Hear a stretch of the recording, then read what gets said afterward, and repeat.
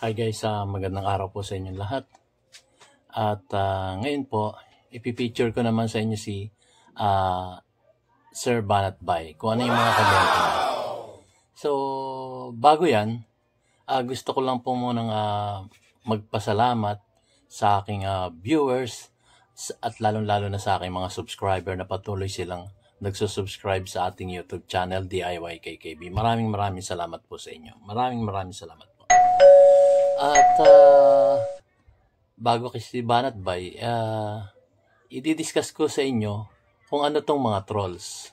So, yung mga trolls na yan, mga halimbawa pumapasok sa YouTube channel, kahit sinong mga YouTuber, mga content creator, sila po yung mga nagko-comment doon sa channel na bumabatikos dun sa pinalalabas mong video. So, kagaya na lang po ng mga tanong nila na bakit nung panahon ni dating Pangulong Rodrigo Roa Duterte, hindi niya ginawa itong mga pagsisiwalat ng mga anomalya sa Kongreso. Yan, yung mga ganyan, de siyempre. Bakit nung panahon na presidency siya, hindi niya ginawa, ngayon niya gagawin? Guys, sinagot ko na yon sa mga komento nila. Sabi ko, meron po nagagawa. At katunayan nga po niyan, nasa website ng presidente yon. Noong 2016 hanggang 2022, mababasa niyo po. Medyo mahaba po yun. Umaabot siya ng 1,000 pages eh. So, medyo may kahirapan siyang hanapin. Pagka pumunta kayo sa webpage ng presidente noong 2016 hanggang 2022. So, yun. Kasi pagka siyempre, alam nga namang isubo ko na lang yung sagot sa inyo. Hanap din. Research din. At ang segunda niyan, nung mag-live siya sa Gikan sa Masa para sa Masa, sinabi rin niya yun. Step by step kung paano niya ginawa. Simula nung nasa Malacanang siya, nakakita siya ng mga anomalya sa kanyang mga gabinete. At nakita niya naman guys, di ba? Sinabi ko na rin ng nakaraang vlog ko yun. Isa-isa niyang pinagsisibak yung mga gabinete niya na merong anomalya o merong korupsyon sa kanyang gobyerno. Marami. Nag-live din siya nang in-interview siya. Eto, ang taong to, hindi nababanggitin ng pangalan. Sinibak niya sa kanyang gabinete. Kasi nakakita niya ng korupsyon. At ang ating dating Presidente Rodrigo Roa Duterte, pagkatungkol sa pera, siya rin na nagsasabi na hindi dumadaan sa lamesa niya yun. Kaya nga nakita niyo yung mga oposisyon nung araw. Nakatutok yan sa kanya. Na inaabangan niya yung korupsyon. Inaabangan ng mga oposisyon ng mga korupsyon. Yung labang kay dating Pangulong Rodrigo Roa Duterte. Nakabang yan. Talaga nakabata yan. Pag may nasilip na korupsyon yan sa gobyerno ng ating Pangulong Rodrigo Roa Duterte, talaga ibabalita ganyan. Pero sad to say, wala silang silip na butas sa ating dating Pangulong Rodrigo Roa Duterte. Kung yan meron, nakaano agad sa news yan. Diba? Kakampi ng oposisyon. Meron pang oposisyon nung araw. Kakampi ng oposisyon yung mga news. Talagang bakbak dito, bakbak to. Naalala nyo pagka yung ambush interview or sabihin press con sa Malacanang. Lahat ng questions sinasagot ng ating dating Pangulong Rodrigo Roa Duterte. Kung naaalala nyo, yung sa Rappler. Di ba? Sinagot niya talagang banat antigas ng banat. Panoorin nyo yun sa Rappler. Merong maraming interview on Rappler na talagang binanatan ng ating dating Pangulong Rodrigo Roa Duterte. Pero okay lang sa kanya, sinasagot lang niya. Pero magaling din naman to sa Rappler. At very neutral sila. Talagang kung ano yung tanong nila, talagang yun ang itatanong nila kahit na pa yun napakabigat na tanong. Magaling tong Rappler pagka ito nag-interview, pagka ito nag-video. Neutral sila. Pinararating lang nila sa taong bayan kung ano yung totoong nagaganap sa ating gobyerno.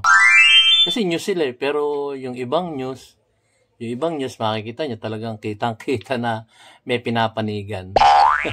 Di ba? At ito namang SMNI, neutral din yan. Neutral din kung mag-news yan. Tumitingin lang yan sa mga magagandang nagaganap o mga masasamang nagaganap sa ating lipunan. So yun, balik tayo dun sa mga nagko-comment. So, ma-identify niya talaga yung mga taong trolls. Dahil, hindi naman lahat guys makikita nyo dun sa kanilang account, nakalagay dun, hindi mo maintindihan yung kanilang pangalan dun. Not like nun sa akin guys. Makikita nyo naman pag nag-comment ako, naroon ng buong pangalan ko. Oliver at Oliver Lucas. Di ba? Yun ang pangalan ko, Oliver. Ang apelyido ko, Lucas. Kapitulo 1, versikulo 15. Kidding aside lang po yan.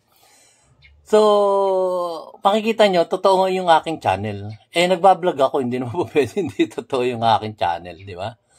So, yun nga, kung makikita nyo yung mga nagko-comment nyo, buksan nyo yung ano niya. Siyempre, hindi sila vlogger. Hindi naman lahat guys, pero mapapansin nyo lang yung mga trolls. Mga trolls, kasama sa mga troll farms. Makita nyo yung pangalan, hindi nyo maintindihan. Ano ba itong pangalan ng nagko-comment na to? Hindi nyo siya maintindihan. Although iba naman, may picture. Pero hindi nyo rin maintindihan yung pangalan niya, kung anong klase pangalan yan. So, doon nyo lang ma-identify guys, kung ito'y trolls, o iisang tao lang yon. Pwedeng iisang tao lang yon. Kasi, pag nag-comment sila guys sa comment box, makita nyo, iisa tanong. Tapos, slight bumabatikos, ganon. So, very very secret, offensive yung mga tanong nila. Kasi alam na naman nila yung sagot, pero itatanong pa rin. Para lang, maiparating doon sa mga subscriber ko, at maitanong din sa sarili lang, uy, oo nga, no. Pero, yun nga guys, nagiging influencer sila ng walang katotohanan. Bakit hindi niya ginawa ito nung siya ay presidente? Meron naman siyang kapangyarihan na gawin yun. Ngayon siya ay private citizen, tsaka siya naghangaw-ngaw. Ganun ang mga ano nila mga komento nila. Pero, guys, nung panahon siya yung presidente, inuna niya yung kanyang mga opisyalis ng gobyerno doon sa Malacanang. Talagang pina-open niya. I-open nyo. Yung lifestyle nyo, talagang hayaan yung imbestigahan yan. Ganon na nangyari sa Malacanang nun. At yun, i-whisper din niya sa Kongreso. So, susunod ba Kongreso sa kanya? Magkakaibang ano sila. Sabi nga sa inyo, 3 parte ng gobyerno ang, division. Nariyan yung judiciary, yung batas, di ba? Judiciary. Pangalawa, ang executive, yun nga, ang presidente at ang mga nanunungkulan sa gobyerno. Pangatlo, yan na yung Senado, Kongreso, at yung mga COA na yan, yung mga departamento na yan. Hindi po hawak ng Pangulo yan. Kasi nga ang COA nga nag-audit din yan sa presidente, sa vice-presidente hanggang sa baba. Pero ang hindi nila kayang i-audit hanggang ngayon ay ang Kongreso. Kasi meron nga raw yung nakalagay na constitution sa ating saligang batas. Constitution, saligang batas. Tayo yun, DIY kay Kevin, loloko mo kami. Di ba guys? Nasa constitution, sinabi rin niya ng ating dating Pangulong Rodrigo Duterte sa mga live discussion niya. Naroon din yun. Na sinita niya, tapos pinakitaan siya ng constitution na nakalagay nga raw doon ni every Filipino must know that hindi ko kabisado guys hindi naman tayo matalinong tao that yung nga Kongreso ay paalam sa tao na ang Kongreso ay majestic. So ay ginugol ko sa dictionary. Talagang ang majestic isang bagay na walang pagkakamali. Parang ganon. Similarity, malapit doon. So, yun nga guys. Medyo alam na natin kung sino yung mga troll farms. Naroon po yung ang name nila sa YouTube. Hindi mo maintindihan. Wala pang picture. Tapos, mapapansin nyo rin na yung comment ng isa, comment din ng lahat ng although iba-iba sila ng name na hindi mo maintindihan at walang picture. Pero iisang tao lang yun, guys. Yun yung tinatawag na troll farms. Sasaliksik sila sa iba't ibang YouTube channel, panoorin nila. Tapos pagka ito'y laban or pagka ito yung hindi nasasang-ayon dun sa boss nila. Kasi ang troll farms, guys, sabi nga ng ibang mga vloggers na bayaran to. At naririnig ko rin sa ibang news, ibang vlogger na pangkaraniwan din sa ating mainstream media, nababayaran na rin. So, hindi kagaya nung araw. Talagang ang daming kumbaga hindi sila yung kampi sa kasalukuyang gobyerno. Bagkus hindi sila yung natawag na sila yung oposisyon nung araw. Oposisyon nung araw na may bumabatikos sa nakaupong gobyerno. Pero ngayon, iba po eh. Iba po ang nangyayari sa ating gobyerno ngayon. Kumbaga, ang oposisyon, kampi na rin sa gobyerno. Wala na bumabatikos sa nakaupong gobyerno ngayon. Napapansin nyo ba? Pati ang mga mga sinasabi nilang dilawan. tahimik. Nakita nyo ba ang dilawan bumatikos sa kasalukuyang gobyerno? Wala kayong makikita. Kaya nga ito na nga yung sinasabi ko sa aking nakaraang vlog, kampihan na po sila. Ang kawawa dito. Hindi naman sa kawawa. Ang naiipit dito ang ating dating Pangulong Rodrigo Roa Duterte. So, pakinggan nga natin si Sir Banatbay. Medyo, alam nyo na. At saka hindi rin ako makapag-vlog ng live, guys, kasi wala naman ako internet eh. Nagpapaload lang ako eh. Ako po ay small content creator lang. Na gusto iparating sa inyo kung ano yung nangyayari sa palipalibot ng ating bansang Pilipinas. So, yun po guys. Pakinggan na natin si Sir Banatbay. Mukhang may multo dito. Pakinggan natin si Sir Banatbay. Sinasabot tayo, naabot tayo ng dito na. Kung ano yung kanyang Hindi, meron tayong mga nakausap dito. Tapos ang sabi nga nila, alam mo, Banatbay, parang wala namang pagbabago, sabi nila. Ganon, may mga ganon. Parang wala namang pagbabago nangyari. Akala talaga namin magbabago na. Patuloy-tuloy na ang pagbabago.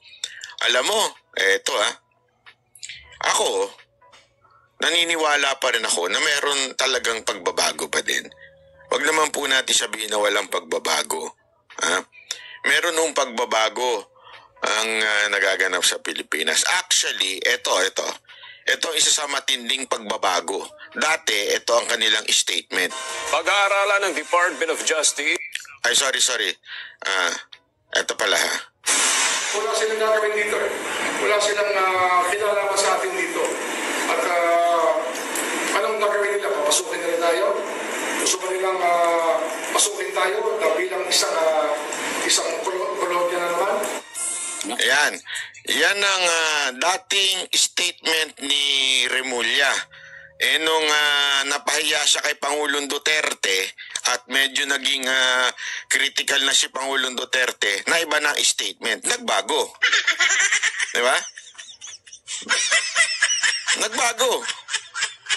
Ito yung dati. Ito, play uli natin yung dati. Wala silang gagawin dito Wala silang kinalaman sa atin dito. At anong gagawin nila? Papasukin nila tayo? Anong gagawin nila?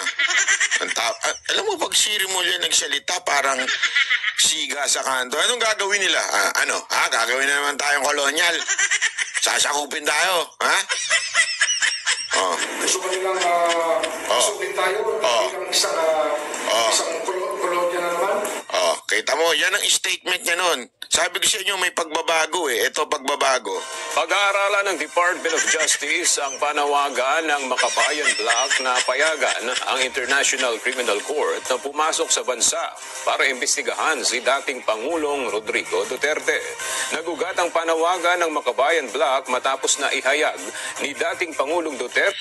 Isipin nyo ito ha. Maniniwala ba kayo? Eto, sige.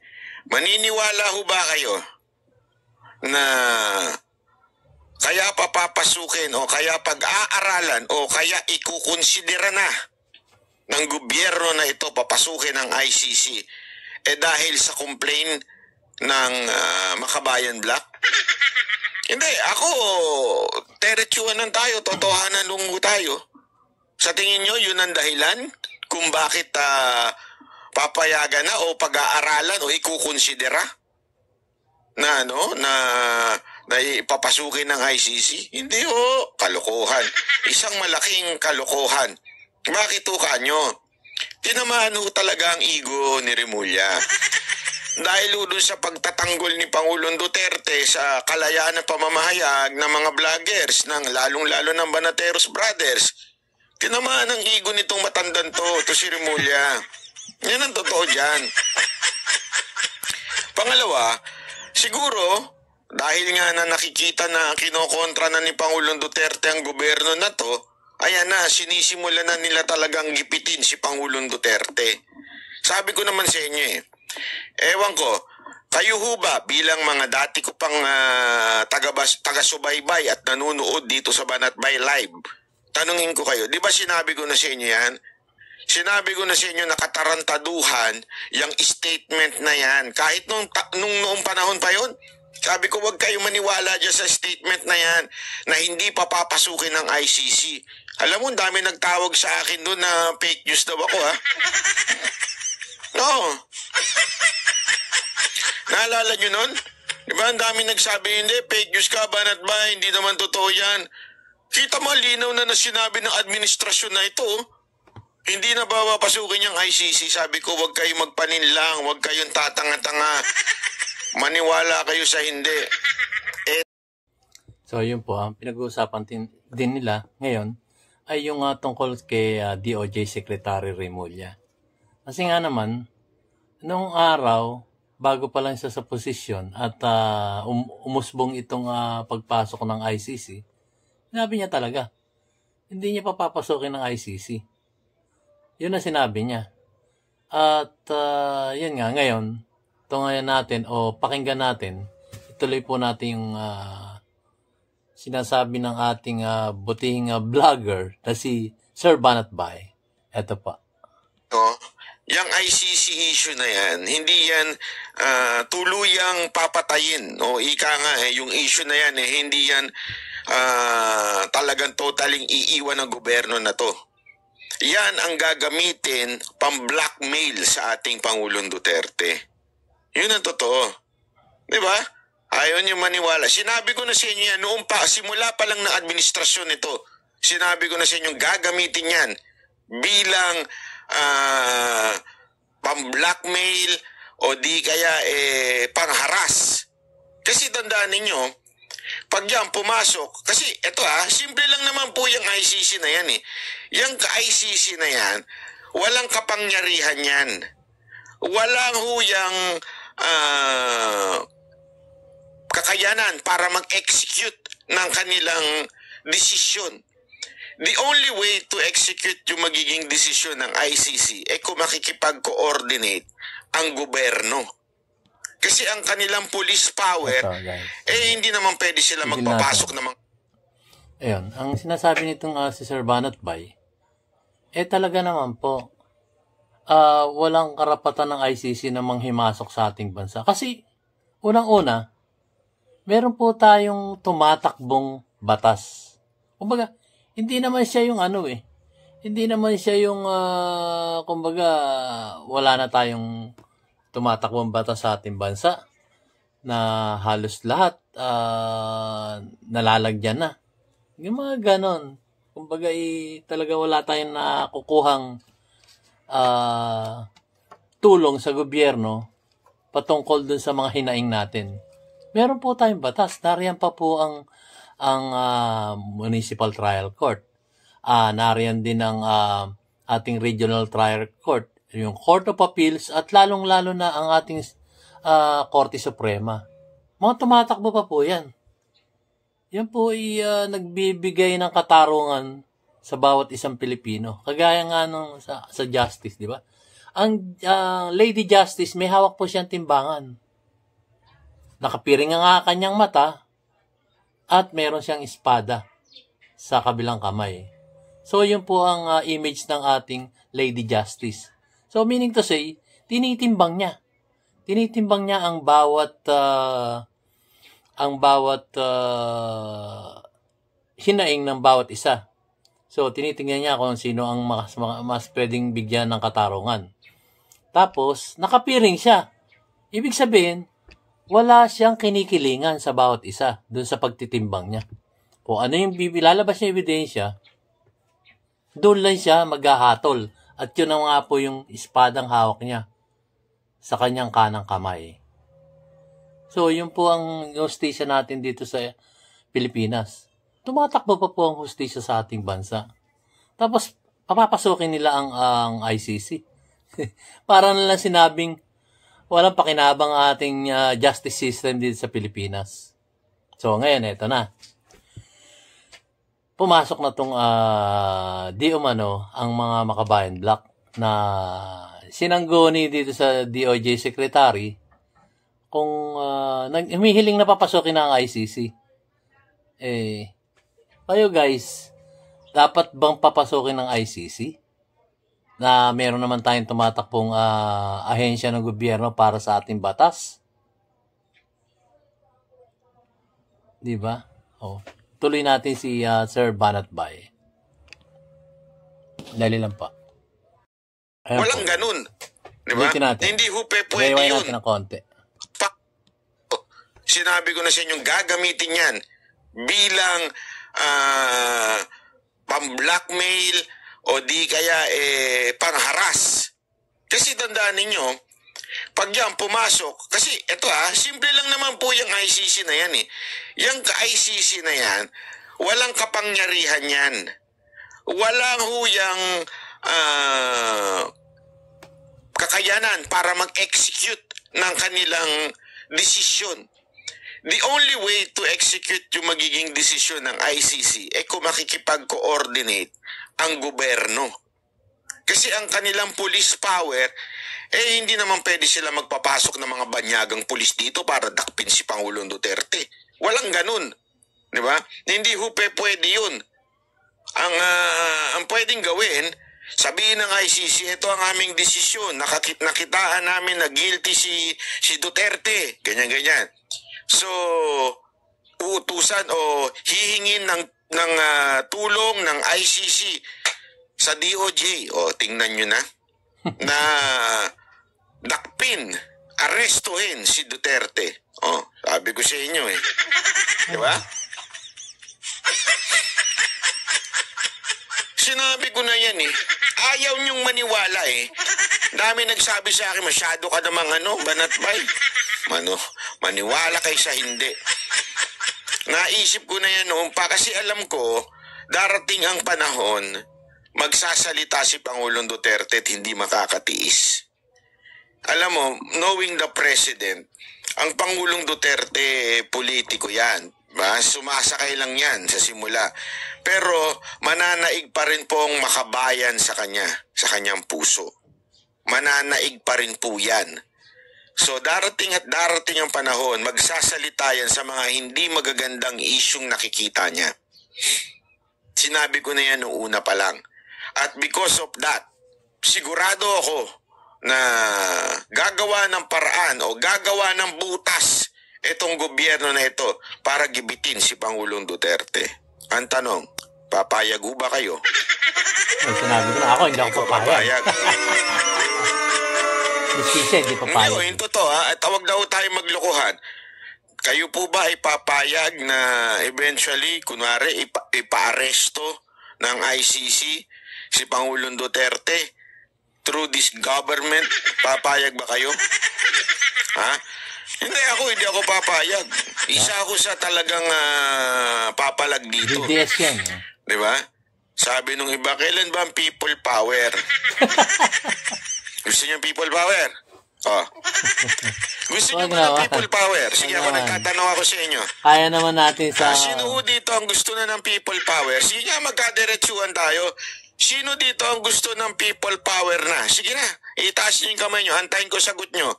Okay? Sino dito ang gusto na ng people power? Itaas nyo na nga kamay nyo. Tingnan ko. Habang umiinom ako ng kape, itaas nyo kamay nyo, ha? Sino para people power, magkaalaman. guys? Sige na. Teka.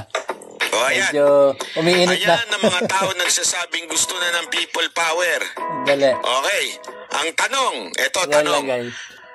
Kung gusto nyo na ng people power, yung mga nagtaas ng kamay, kayo ho ba nag-like na? O nag-share na? Ayan, guys. Yung sinasabi sa inyo. Share din, guys. Kasi mamaya, para yan ang problema sa atin eh.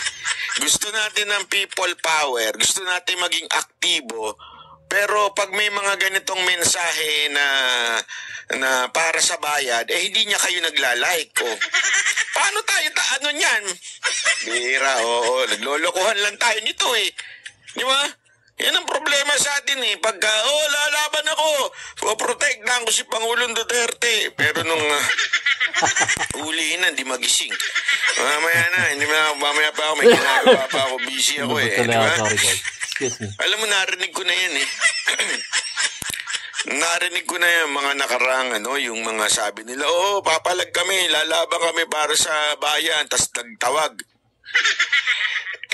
Suporta na rally. Nung panahon ni Pangulong Duterte, may mga ganun eh. Nagtawag ng rally para suportahan si Pangulong Duterte. Hindi naman nagpunta. Ngayon lang. Gusto ko nang tanungin. Sige nga. Kayo ba gusto nyo ng people power? Kung gusto nyo ng people power, simulan sa social media. Yun. Di ba? Paano magkakaroon ng people power kung dito man lang sa social media, wala man lang mag-like, wala man lang mag-share ng mga ganitong video? Kaya lang share din. Naglulukuhan tayo. Hindi, yun ang totoo dyan eh. Hindi ako walang biro yan. Hindi dahil sa gusto ko lang ma-share itong video.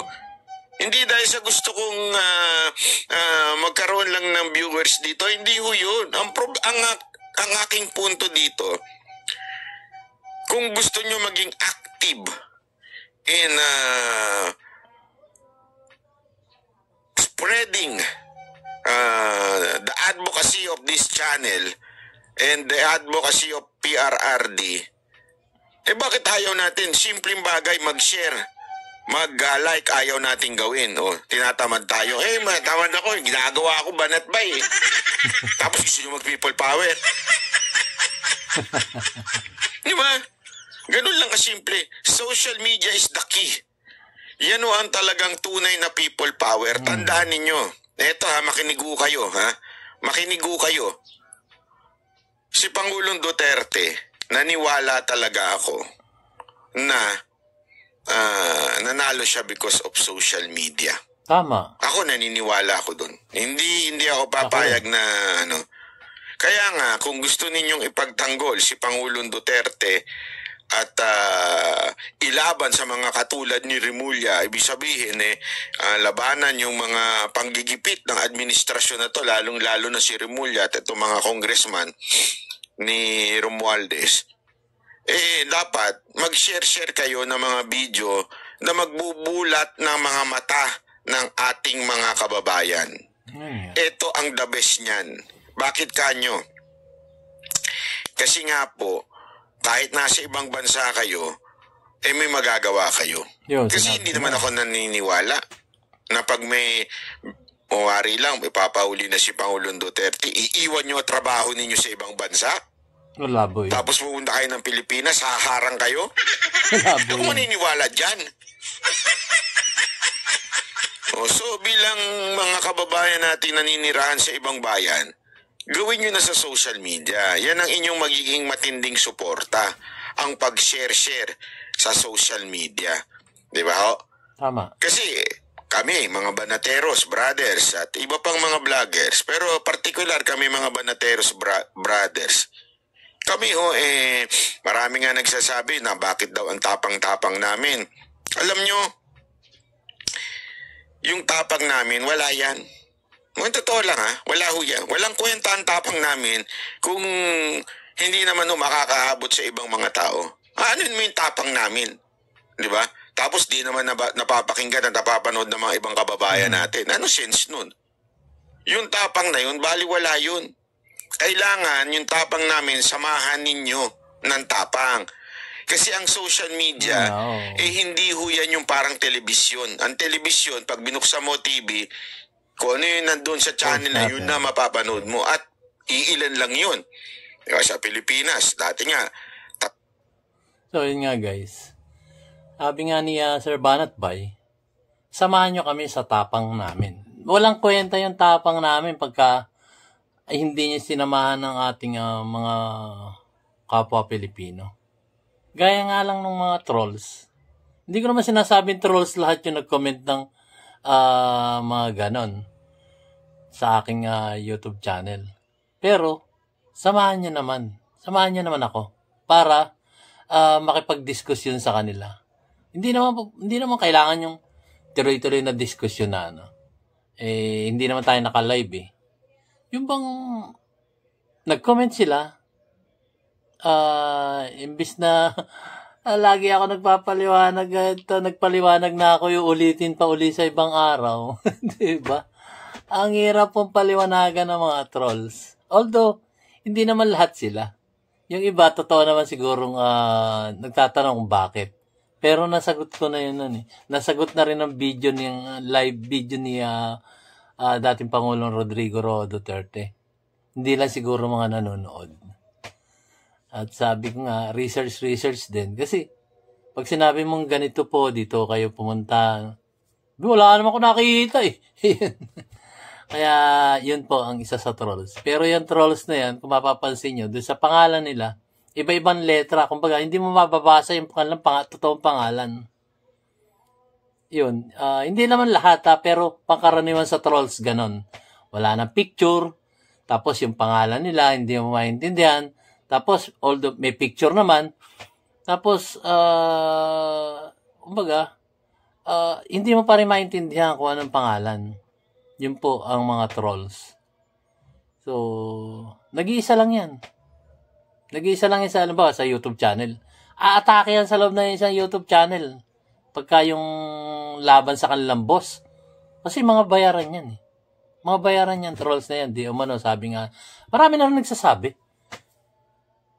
Even social media nga, even yung mainstream media, bayaran. Di umano, marami nagsasabing mga vlogger. Yun po. So, ako naman, hindi ako gaano makapag-live, record na lang. Tapos, at saka ako ipopost, i-upload ko, pupunta pa ako sa kapitbahay. Or, maglo-load pa ako dyan sa kapitbahay sa tindahan para lang ako makapag-upload. Wala naman akong pera, nagpupunta ako sa kapitbahay, nakiki-connect ako sa internet nila. Ganong ako katyaga, guys. Para sa kaalaman nyo, ganon po ako katyaga. Wala naman po akong pinagkakitaan ngayon dahil alam nyo namang na-aksidente ko noong 2018, nabali ang ribs ko. Para alam nyo rin. Kasi may mga vlog na ako na bali ang ribs ko dito dahil sa aksidente sa motor. 5 years na yung kaso, wala pa rin nangyayari. Ang mata ko naduling at lumabo ang mata ko, kaya ganito po ako ngayon. Wala akong pinagkakitaan. So, yun nga. Wala namang akong nagjo-join sa aking channel. Kasi makikita nila, pag nag-join ka, merong monthly dues na 15 pesos. So, wala rin po akong pinagkakitaan. At ako'y umaasa na lang sa aking, pag may naiabot yung aking mga anak, ang aking asawa, na naghahanap buhay bilang isang mananahe. Yun po ang buhay ni DIY KKB. Kaya po, hindi ako nagpapaawa guys, hindi po. Ang sa akin lang ay ginagawa ko ang aking karapatan bilang isang Pilipino na maisiwalat sa inyo ang nangyayari sa palibot-libot. Hindi po para kumita pa dito sa YouTube channel. Although hikahos ako, at nagsusumigasig na maiparating sa inyo ang bawat video na nagaganap sa ating bansang Pilipinas. Yun ay malaking bagay na para sa akin na partisipasyon ko sa ating inang bayan. So, hanggang dito na lamang po guys. Maraming salamat po sa inyong suporta. At kung susuporta kayo at magjo-join kayo sa aking channel, maraming salamat po. Kung hindi naman po, ay mga super thanks natin, okay lang po. Ang sa akin lang ay naging bahagi ako ng Pilipinas para sa ating bansa. At na-share ko yung mga nagaganap dito sa ating bansang Pilipinas. So, yun lamang po guys. Maraming salamat po. At hanggang sa muli nating pagkikita. Humingi pa nga ako ng tulong kay Sir Banat Bay para doon sa topic ko ngayon. Maraming salamat po guys. At sa muli nating pagkikita, keep safe, God bless, and you have a great day. See you on my next vlog guys.